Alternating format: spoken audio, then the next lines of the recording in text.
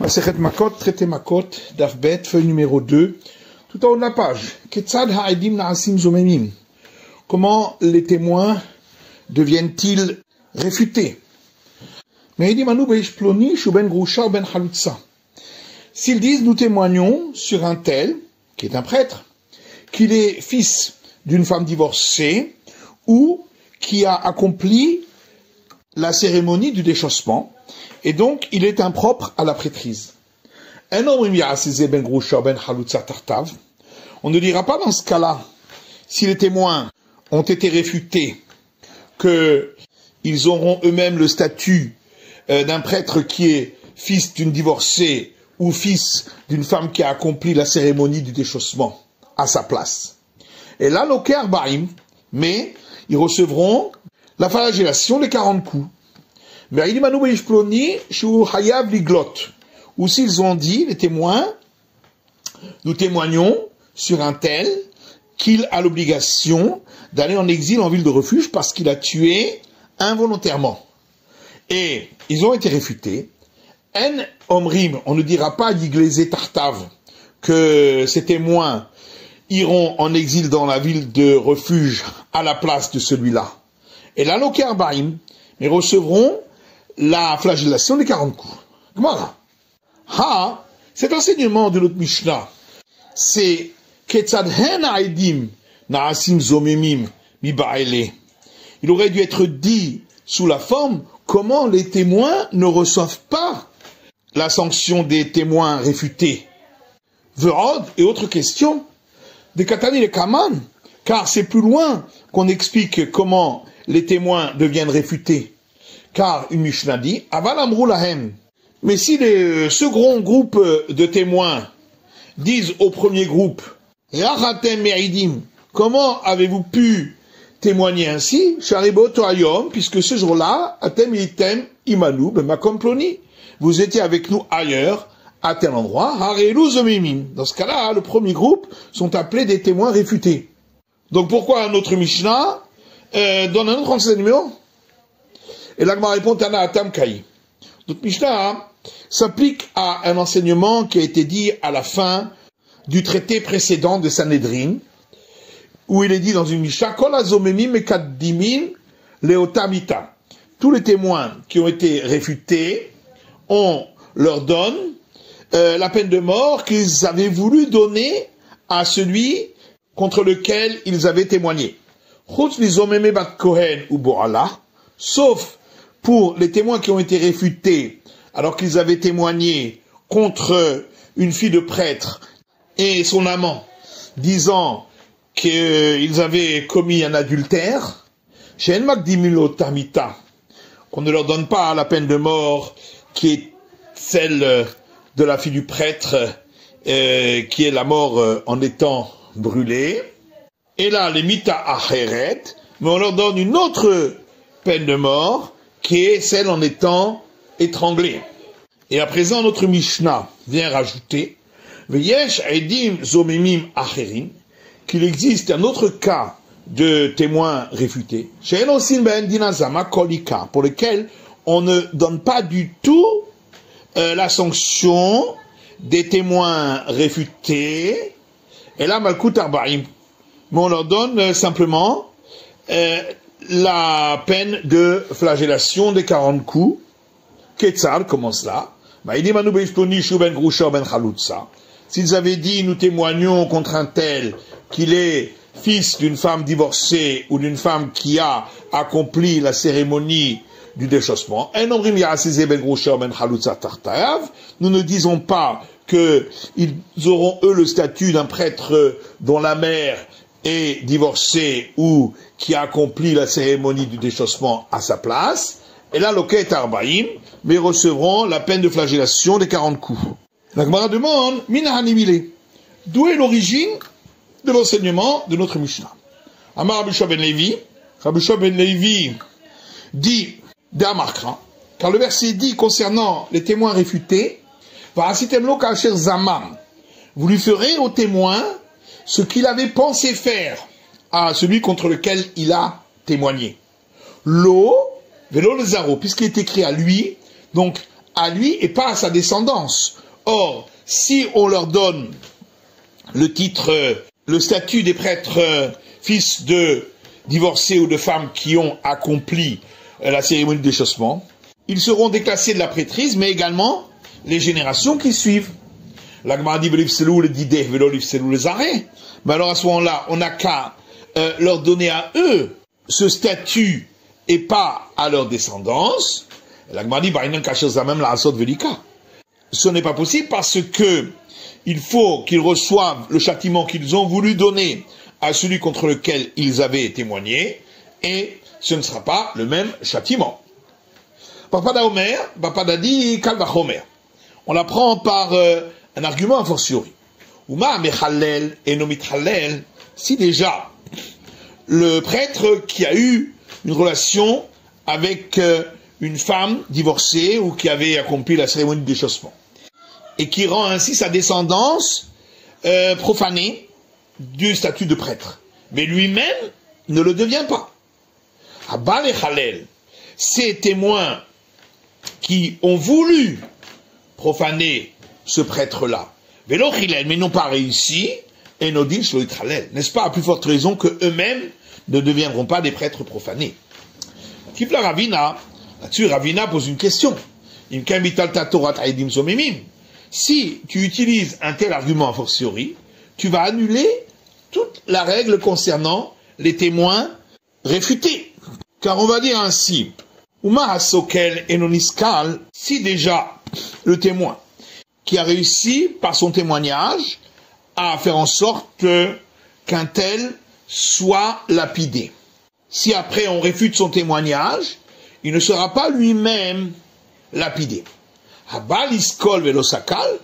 Dans le cas où il a voulu, ce témoin, par son témoignage, lapider celui contre lequel il a témoigné, et il n'a pas réussi parce qu'il a été réfuté avant que l'autre ne soit lapidé, et Nodin Shelo Isakel, n'est-ce pas à plus forte raison qu'on ne devrait pas lapider ce témoin réfuté, et donc ainsi on annule toute la règle du châtiment des témoins réfutés. Et là, c'est pourquoi on préfère la première réponse. La Mishnah disait, si ils ont témoigné sur un tel qu'il devait partir en exil en ville de refuge, etc. Et d'où c'est ton enseignement qui a été dit dans la Mishnah, parce que le verset dit concernant celui qui a tué involontairement, lui ira se réfugier dans une des villes de refuge. Ou, parce que c'est marqué lui, on exclut les témoins qui ont été réfutés, qui eux n'iront pas en ville de refuge. Rabbi Yochanan dit, on l'apprend par un argument a fortiori. Si déjà, lui, l'assassin, s'il avait tué volontairement, il n'irait pas en exil dans la ville de refuge. Eux qui n'ont pas accompli d'acte volontaire, mais seulement une parole par leur témoignage, et Nodin Shelo Iglou, n'est-ce pas à plus forte raison qu'ils n'iront pas en ville de refuge. La Gemara dit Veinotenet. Eh bien au contraire, c'est cet argument qui doit leur donner ce châtiment. Parce que lui, effectivement, puisque il aura fait un acte volontaire, il n'ira pas en exil dans la ville de refuge qui est Ridelotier et Kapara, afin qu'il ne puisse pas recevoir l'expiation.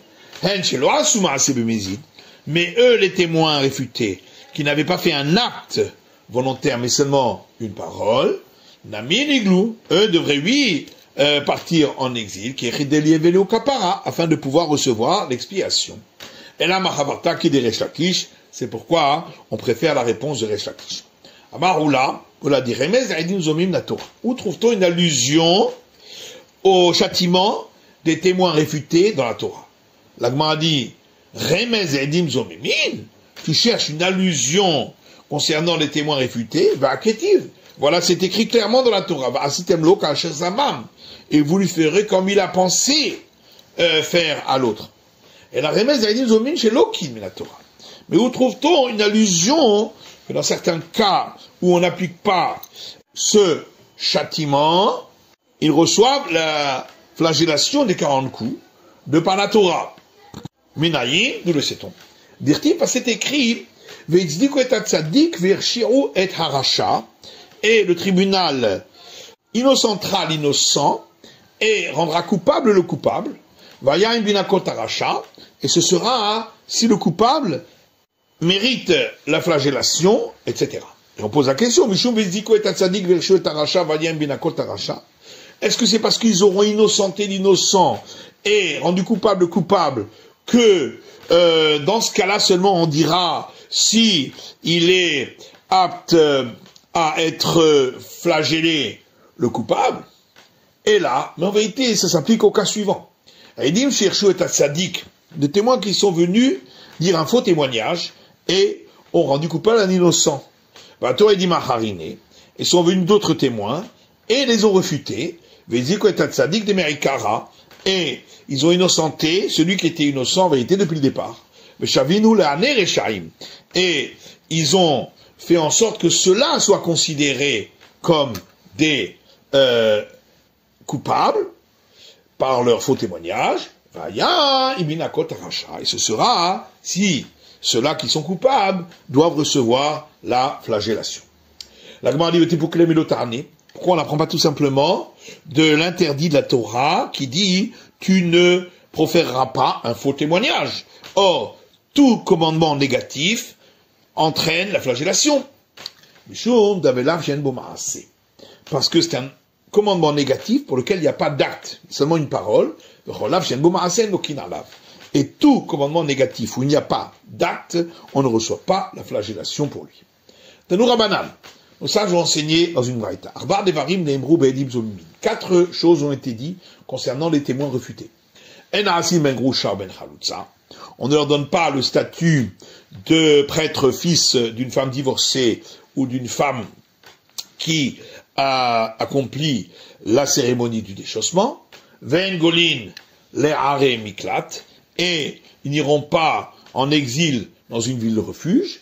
Ve'en meshalmim et akofer, et ils ne paieront pas l'argent de l'expiation.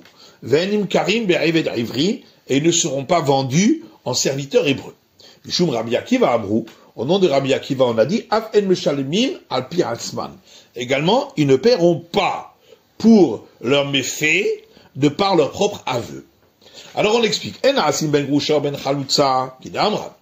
On ne leur donnera pas le statut du fils de la divorcée et du fils de celle qui a accompli la cérémonie du déchaussement, comme on a expliqué plus haut. Ve'en golin la remiklat, et ils n'iront pas en exil dans les villes de refuge, kidamran, comme on a expliqué plus haut.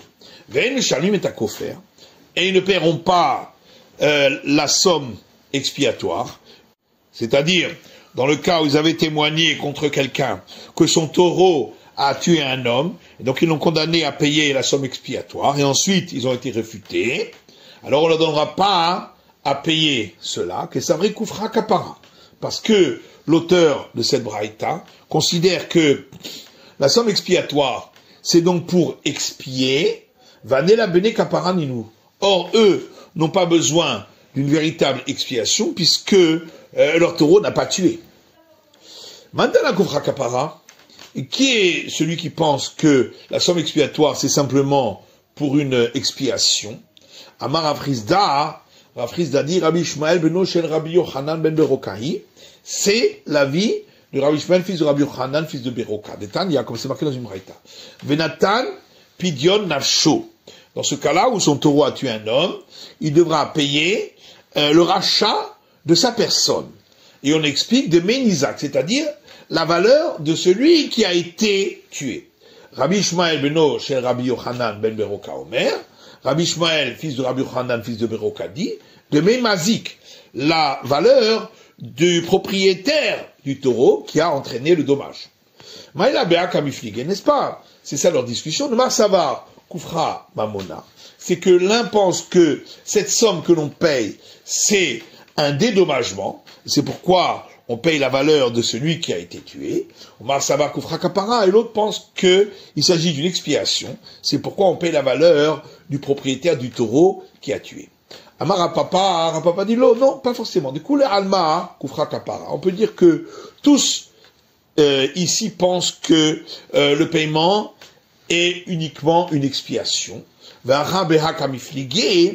Et la discussion concernant la valeur de qui on doit payer, elle résulte du fait suivant. C'est que l'un pense que cette somme-là d'expiation est évaluée par rapport à celui qui a été tué. Et l'autre pense que cette évaluation est par rapport à la valeur de celui qui a entraîné le dégât, c'est-à-dire le propriétaire du taureau. Et quelle est la raison des sages qui disent que c'est la valeur de celui qui a été endommagé? Il est écrit le terme fixé plus loin et il est écrit le terme fixé plus haut.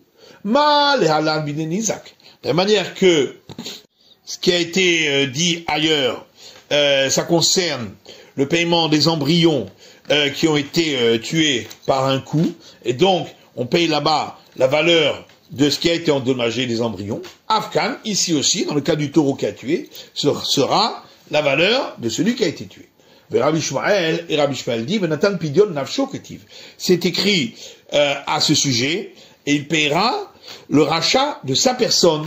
Donc il s'agit de celui qui a entraîné le dégât par son taureau. Verabanan, et les sages disent in pidion nafsho ketiv. Effectivement, c'est écrit que c'est le rachat de sa propre personne. Mais où, cependant, kishaiminan, l'évaluation comment on l'a fait, bidanizak shaiminan, c'est par la valeur de celui qui a été tué. Venim karim, perivé d'ivri. On a vu également dans la Braïta que les témoins qui ont été réfutés ne sont pas vendus comme serviteurs hébreux. C'est-à-dire dans le cas où ils avaient témoigné contre quelqu'un qu'il avait volé. Or, celui qui a volé, qui n'a pas l'argent pour payer, doit être vendu en serviteur hébreu. Et en fin de compte, ils ont été réfutés, ces témoins. Ça va Rav Amnoun à la même art. Rav Amnoun a pensé dire, qu'on parle seulement dans le cas où lui-même, celui contre qui ils avaient témoigné, avait de l'argent pour payer. Demigo, Dehu, Lonis Daben. Et donc, puisque lui-même n'aurait pas été vendu, puisqu'il aurait payé ceux qu'il avait volé, eh bien, il nous l'a mis l'omisdabnou. Eux aussi, les témoins, ne seront pas vendus. Mais si la personne en question n'avait pas de quoi payer, même si eux, les témoins, ont oui de quoi payer, misdabnou, ils seront vendus puisqu'ils ont voulu qu'ils soient vendus. Alors la Gemara dit, venez me rouler, il pourrait lui dire, si toi-même tu avais de l'argent, est-ce que tu aurais été vendu? Et donc nous aussi, puisque nous avons de l'argent, donc nous payons et nous ne sommes pas vendus. Et là, ça va Rav Amnoun dans les mémoires. C'est pourquoi Rav Amnoun a pensé dire, en réalité, que cette règle-là s'applique uniquement dans le cas où lui, l'accusé, avait de quoi payer, ou si eux, les témoins qui ont été réfutés, avaient de quoi payer. Mais si ni lui ni eux n'ont de quoi payer, dans ce cas-là, mis d'amener, ils seront vendus comme serviteurs hébreux. Amar les Rava, Rava lui dit non, venim kar bignevato. Il est écrit dans le verset, et il sera vendu à cause de son vol. Amar Hamana, ainsi dit la Torah. Bignevato velo bismambo. Et de là on déduit que c'est uniquement par son vol, quand il a vraiment volé, mais pas parce que c'est un témoin qui a été réfuté. Mishum Rabbi Akiva Amrou Vechoulé, on a dit au nom de Rabbi Akiva, etc., que ils ne paieront pas par leur propre aveu. Maïtama de Rabbi Akiva. Et quelle est la raison de Rabbi Akiva, demande la Gemara? Que ça va knasahu. Parce qu'il pense que le châtiment du paiement des témoins qui ont été réfutés, c'est une sanction. Ou knas en meshalem al piatzmo. Or la sanction, on la paye pas par son propre aveu. Amar Rabba, et Rabba dit Teida. On peut amener une preuve à cela. Share lo asuma ase, vene ragim, ou meshalmim, puisque ces témoins-là n'ont occasionné aucun acte, et en fin de compte, ils sont quand même tués ou ils doivent payer. Donc c'est bien une sanction. Amar Rav Nachman dit Teida, on peut amener une preuve. Share mamon biad beralim, puisque celui qui avait été accusé, il a toujours l'argent chez lui, il n'a pas payé, ou meshalmin, et malgré tout, on demande à ces témoins réfutés de payer. C'est donc bien une sanction. Là-dessus, la Gemara demande Maïnihu de l'Orasimarassé. Qu'est-ce que ça veut dire? C'est que donc ils n'ont pas fait le moindre acte. Haïnou de Rabat, mais ça correspond à l'explication de Rabat. Et la Gemara dit Eima bechen amar Rav Nachman. Effectivement, il faut dire et de même, ainsi a dit Rav Nachman. C'est la fin de l'étude du Daf Bet de la feuille numéro 2.